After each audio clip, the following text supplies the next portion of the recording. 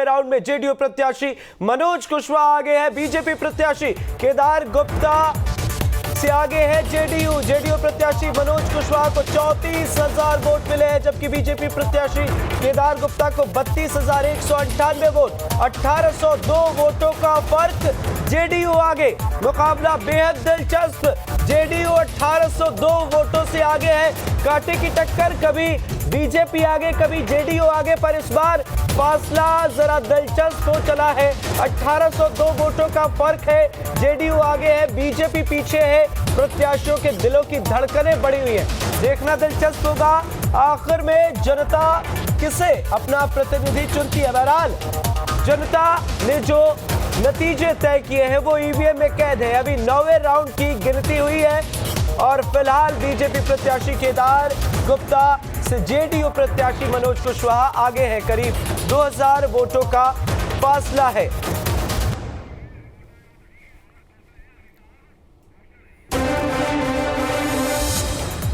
सहयोगी नवीन ओझा का रुख करते हमारे साथ लाइव जुड़े हुए हैं। नवीन, सबसे पहले आपसे जानना चाहेंगे क्या कुछ है अपडेट?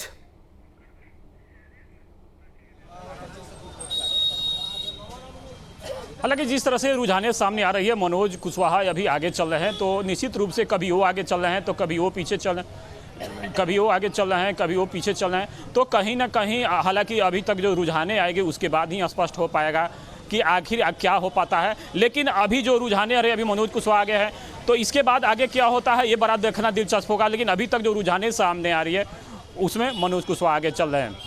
ठीक है, आपके पास लौटेंगे नवीन। अमिताभ जी हमारे साथ जुड़े हुए हैं, जानकार हैं राजनीति के। अमिताभ जी, क्या कुछ जानकारी मिल रही है आपको और क्या पता चल रहा है अभी कहां तक पहुंची है काउंटिंग, अभी कौन से एरिया में है और इससे क्या कुछ समीकरणों को समझा जा सकता है?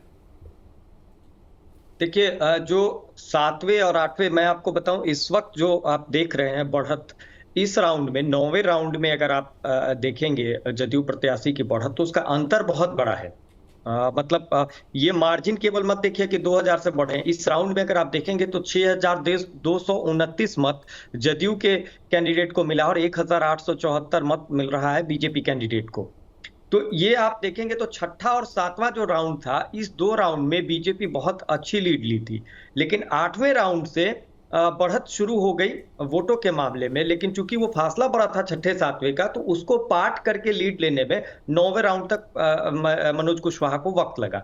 ये जो राउंड है ये मुस्लिम डोमिनेटेड सीट है और इस सीट पर अगर आप देखेंगे जहां की अभी काउंटिंग हो रही है, इस हिस्से में आप देखेंगे तो असदुद्दीन ओवैसी के कैंडिडेट को 9वें राउंड में आप देखेंगे तो महज 70 वोट मिल रहा है। तो इससे भी बहुत साफ तौर पर आपको पता लगेगा कि बड़ी शिफ्टिंग किस तरफ हो रही है। और इसीलिए मैं कह रहा हूं कि अभी बहुत जल्दीबाजी होगी और क्या है कि बूथ बहुत मिक्स है। जब बूथ की काउंटिंग पूरी हो जाती है तो पता लगता है कि अच्छा इस बूथ की काउंटिंग हुई थी।